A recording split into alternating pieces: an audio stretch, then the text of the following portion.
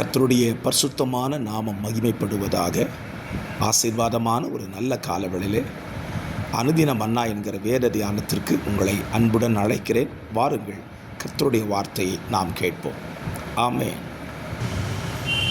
கர்த்தருடைய பரிசுத்தமான நாமம் மகிமைப்படுவதாக. ஆசீர்வாதமான ஒரு நல்ல காலை நேரத்திலேயும் அனுதின மன்னா என்கிற வேத தியானத்தினால் உங்களை சந்திப்பதில் மிகுந்த சந்தோஷம். இந்த நாள் மார்ச் மாதம் 2ஆம் தேதி ஞாயிற்றுக்கிழமை காலவேளை. இந்த காலவேளை வேத தியானத்திற்காக யாத்திராகமத்தின் புஸ்தகம் 34ஆம் அதிகாரத்தை தியானத்திற்காக எடுத்துக்கொள்வோம். 35 வசனங்களை உள்ளடக்கின ஒரு வேத பகுதி.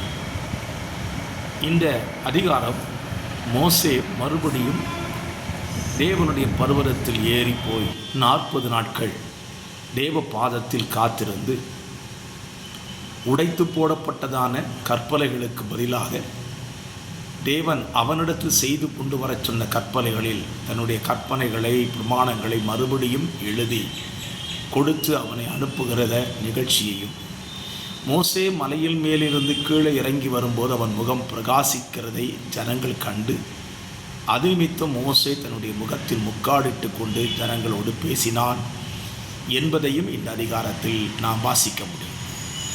இந்த அதிகாரத்தில் நாம் அறிந்து கொள்வதற்கு ஏராளமான சத்தியங்கள் இருந்தாலும் இந்த காலவேளையிலே நாம் அறிந்து கொள்ள வேண்டிய ஒரு சத்தியத்தை உங்களோடு கூட பேசும்படி விரும்புகிறேன். இந்த அதிகாரத்தில் ஆண்டவர் ஒரு காரியத்தை தெளிவாக சொல்லுகிறார். நீங்கள் போய் பிரவேசிக்கப் போகிற அந்த தேசத்தின் குடிகளோடு கூட உடன்படிக்கை பண்ணாதபடி எச்சரிக்கையாயிரு என்று 12ஆம் வசனத்திலே சொல்லுகிறார். இஸ்ரவேல் ஜனங்கள் சென்று சேரப்போகிறதான இந்த கானான் தேசம் கானானியர்களால், எமோரியர்களால், கிர்காசியர்களால் நிறைந்த ஒரு பெரிய தேசம். கானான் சபிக்கப்பட்ட அவன் சந்ததியிலிருந்து பிறந்த அவனுடைய சந்ததிகள் நிறைந்த ஒரு தேசம். அந்த தேசத்தின் குடிகளோடு நீர் உடன்படிக்கை பண்ண வேண்டாம், அது உனக்கு கண்ணியாயிருக்கும் என்று தேவன் எச்சரிக்கிறார்.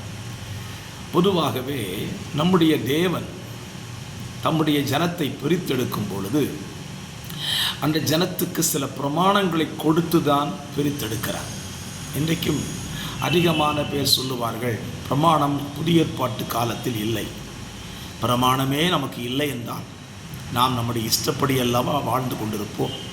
நமக்கு பிரமாணம் இருக்கிறது. ஆண்டவரை சேவிக்கிற ஜனங்களுக்கு பிரமாணம் இல்லை என்று யாராவது சொன்னால் அவர்கள் தவறாய் உங்களுக்கு போதிக்கிறார்கள் என்று நீங்கள் கருதி கொள்ள வேண்டும்.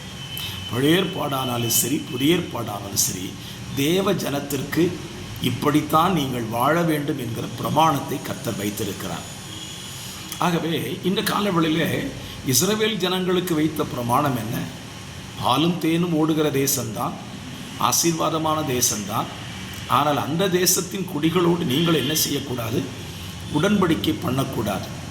அவர்கள் அந்நிய தேவர்களை நமஸ்கரித்து கொண்டிருக்கிற ஜனம். புதிய ஏற்பாட்டிலையும் பாருங்கள், புறஜாதிகளாயிருக்கிற நாம் ரட்சிக்கப்படும் பொழுது நமக்கு சில பிரமாணங்களை அப்போஸ்தலர்கள் உருவாக்கி கொடுத்தார்கள். என்ன பிரமாணம்? விக்கிரகங்களுக்கு படைக்கப்பட்டவைகளையும் நொறுங்குண்டு செத்ததையும் இரத்தத்திற்கும் வேசித்தனத்திற்கும் விலகி இருக்க வேண்டும் என்கிற பிரமாணம் கொடுக்கப்பட்டிருக்கிறது. பிரமாணம் இல்லாமல் புறஜாதிகளின் சபை இல்லை. இந்த பிரமாணம் எதை சார்ந்திருக்கிறது? நியாயப்பிரமாணத்தை சார்ந்து தான் இருக்கிறது. நியாயப்பிரமாணத்திலும் எது இருக்கிறது? விக்கிரகங்களுக்கு விலகி இருக்க வேண்டும், வேசித்தனத்திற்கு விலகி இருக்க வேண்டும், இரத்தத்திற்கு விலகி இருக்க வேண்டும், நொறுங்குண்டு செத்ததற்கு விலகி இருக்க வேண்டும். இதிலேயும் நியாயப்பிரமாணம் இருக்கத்தானே செய்கிறது. புதிய ஏற்பாட்டிலே நியாயப்பிரமாணம் நமக்கு இல்லை என்று சொல்லுவார்கள். எங்கே இல்லாமல் போய்விட்டது? புதிய ஏற்பாட்டு சபை விசுவாசிகளுக்கு தேவன் கொடுத்த பிரமாணத்தில் நியாயப்பிரமாணம் உள்ளடக்கி இருக்கவில்லையா? அதை நாம் நியாயப்பிரமாணம் என்று பார்க்கவில்லை, பட் பிரமாணம் என்று பார்க்க வேண்டும். இன்றைக்கும் புதிய ஏற்பாட்டு சபை விசுவாசிகளாக இருக்கிற நம்முடைய வாழ்க்கையில் நமக்கு தேவன் விதித்த பிரமாணங்களை நாம் சற்று கவனிப்போம்.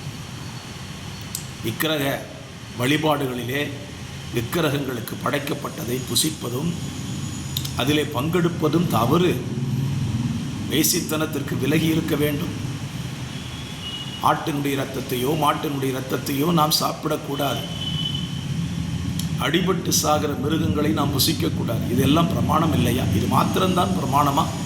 ஏராளமான பிரமாணங்கள் புதிய ஏற்பாட்டு சபைக்கு கொடுக்கப்பட்டிருக்கிறது. ஆகவே இந்த காலவெளியில் ஒரு காரியத்தை நாம் புரிந்து கொள்வோம். கானான் தேசத்துக்குள் பிரவேசிக்க போகிற தன்னுடைய ஜனம் இப்படித்தான் இருக்க வேண்டும் என்பதில் தேவன் தீர்மானமாக இருந்தார். ஆகவே என்னை கேட்கிற அருமையான கர்த்தருடைய பிள்ளைகளே, உங்கள் வாழ்க்கையில் நீங்கள் தேவனை ஆராதிக்கும் பொழுது இப்படிதான் தேவனை ஆராதிக்க வேண்டும் என்கிற பிரமாணத்தை வைத்திருக்கிறார் என்பதை புரிந்து கொள்ளுங்கள். எப்படியும் ஆண்டவரை ஆராதிக்கலாம் என்றல்ல. இன்றைக்கு பரிசுத்த நாள் அல்லவா? இந்த நாளில் நீங்கள் கர்த்தரை ஆராதிப்பதற்கு ஆலயத்திற்கு வந்து கர்த்தரை ஆராதியுங்கள். எங்கேயோ போய் நான் ஆராதிச்சிட்டேன்னு சொல்லி முடிவெடுத்திருக்கிறாதீங்க. ஆலயத்தில் வந்து கர்த்தரை ஆராதியுங்க. அந்த ஆலயம் எப்படிப்பட்ட ஆலயமாக இருக்க வேண்டும்? பரிசுத்த ஆலயமாக இருக்க வேண்டும். பரிசுத்தம் உள்ள ஆலயத்தில் பரிசுத்தவான்களோடு சேர்ந்து பரிசுத்த ஆவியானுடைய துணையை கொண்டு ஆராதிக்கிற ஆராதனையில் நீங்கள் பங்கெடுத்து தேவனை ஆராதித்தால் அது தேவனுக்கு மிகுந்த உகந்த வாசனையாக இருக்கும். உங்களுக்கும் அது நன்மையாக இருக்கும். அப்படி செய்து பாருங்கள், உங்கள் வாழ்க்கை ஆசீர்வாதமாக இருக்கும். ஜெபிக்கலாம். பரிசுத்தம் உள்ள பிதாவே, இந்த காலவேளையிலையும் எங்களுக்கு தியானிக்க தந்த வார்த்தையின்படி பிரமாணத்துக்கு உட்பட்டு தேவனை ஆராதிக்க நல்ல இருதயத்தை கேட்கிற பிள்ளைகளுக்கு கொடுத்து அனுப்புவீராக. இயேசுவின் நாமத்தில் ஜெபிக்கிறேன் நல்ல பிதாவே. ஆமென். ஆமென். God bless you.